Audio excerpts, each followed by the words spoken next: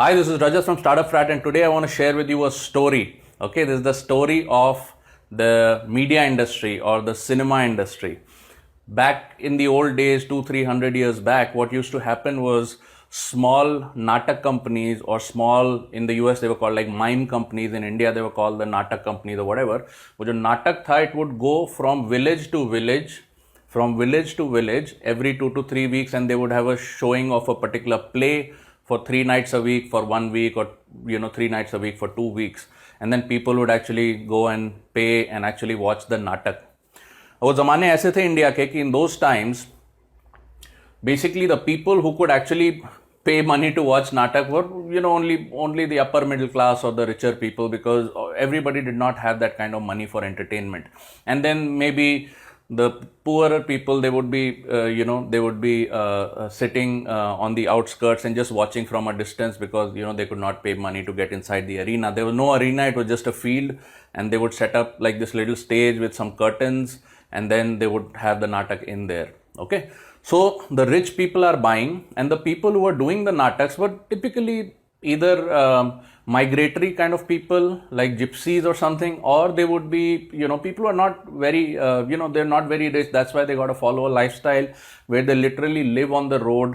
The whole natak company with its 5 actors or 10 actors would actually go from town to town to town to town and do 6 months or 9 months of this stuff, much like the rock bands of later years, right? So that's how they would do this stuff.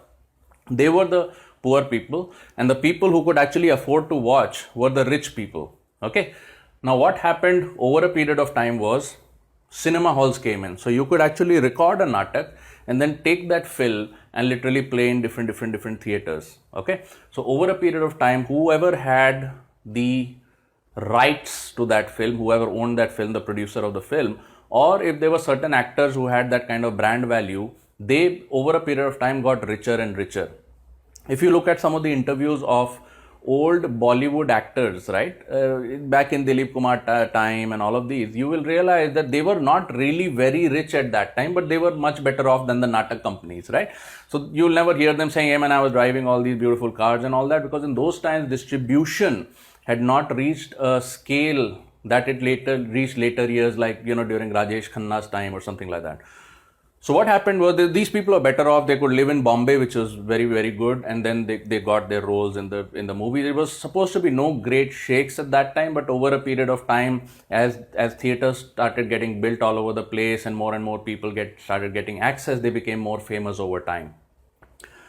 Then came the nationwide distribution through PVR, through Inox and things like that, through the Anil Ambani company and all of that, right? All of these guys had nationwide distribution, which means if you produced a movie, it would get nationwide distribution, and the producers could really get very rich, and especially the actors started getting a little bit stake in the movies just to put their brand on it. And then over a period of time, the smarter actors, they started producing their own movies. Okay, so they had access to all of this distribution network. All over the country. And whoever owned the product that was being distributed, they would get very rich. The smartest of these actors actually started their own production and distribution companies. So what they could do is they could actually produce a movie, create a movie, they could star in it themselves, so they didn't have to pay anybody else. And then they would go ahead and distribute, the whole thing in their, in their span of control, while also tying up with the big national level companies like PVR, like Anil Ambani's company and all of that, and basically have nationwide distribution. The smartest of them said, hey, we have this huge Indian diaspora that lives in Middle East, we have this huge Indian diaspora that lives in the US, we have this huge we could have demand for Indian movies, let's say in China, because Chinese were consuming entertainment at that time a lot, and they had their own types of movies. But if you released a Bollywood movie over there with all kinds of action and all kinds of song and dance and all of that, it was like a new thing for them. So, we got a lot of distribution in China.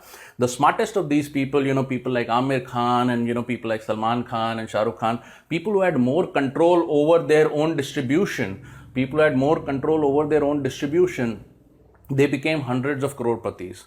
Fast forward to today, if you see the average person who goes to a theater, maybe they're not even upper middle class, not all of them. A lot of them are literally like students. They have no money.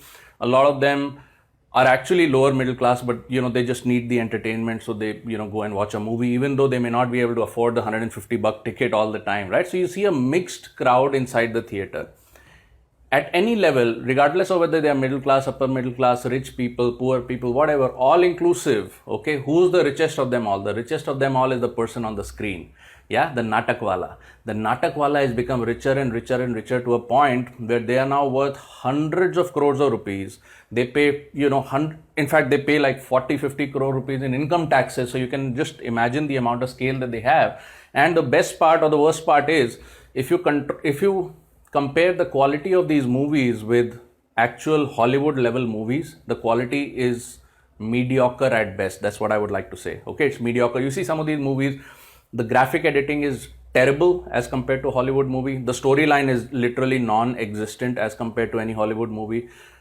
Real creativity is, I would like to say, again, this is my personal opinion, I don't want to beat anyone down, but we are not the best product in the market. But some of these people, they are among the richest people in that industry globally. They are richer than the American stars and all of that, right?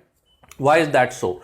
That brings me to the $1 billion secret, my friend. The $1 billion secret is, your product doesn't need to be like the best. You don't need to focus on the product to the point that it becomes the best and basically, just waste your time doing that. Your product needs to be good enough to be in the market. And then what you need to do, my friend, is distribution. You need to focus on distribution. You need to get to as many people as possible, as fast as possible. That's what you got to focus on. Okay. Now imagine if you had a little product, and instead of going through the entire sales process manually and figuring out your best customers and pandering to them and negotiating with them on the rates and then dealing with all the customer issues, etc., assuming that the product by itself is good, not the best, but good. So there should be no customer issues, but sometimes when customers know they can wound you around their little finger, they probably will, right? What if you could bypass this whole thing or short circuit this whole learning process and get to global level distribution today, okay, with your product marketing, with your service or whatever it is? Yeah, chances are that whoever plays this game the most efficiently today will be the Aamir Khan of tomorrow, in whatever industry you are in. That is the $1 billion secret. Distribution, my friend, is the $1 billion secret. Now, in the old days, people who did not even produce product became the biggest companies on the planet. People like Walmart, they didn't produce anything of their own. They just made sure they built the biggest distribution channel, on planet Earth. Today, it is Amazon. Even in the movie business, you have the movie distributors and all of that, right? So people who invest in distribution, they grow bigger than the people who create the best possible product. And if you have your own product and you build your own distribution, you will be absolutely unbeatable in the market of tomorrow, my friend. That is the $1 billion secret. If this interests you and you would like to know more about it, what I would like you to do is, I would like you to go to startupfrat.club/live. startupfrat.club/live. I'm having a live session where I'm teaching people on how this can be done in different industries and how we've been able to do this over the past 6 to 8 months in literally every possible industry you can hear of. In travel, in hospitality, in food, in art, in logistics, in creative work. If you have an idea, if you have a passion, or if you have a product that needs to be taken to the market in a big way, how you can re-engineer this whole process and do it for yourself, and how you can be the dominant force in your market of tomorrow. Okay, so if this interests you, hit that link and come and see me live. Bye-bye.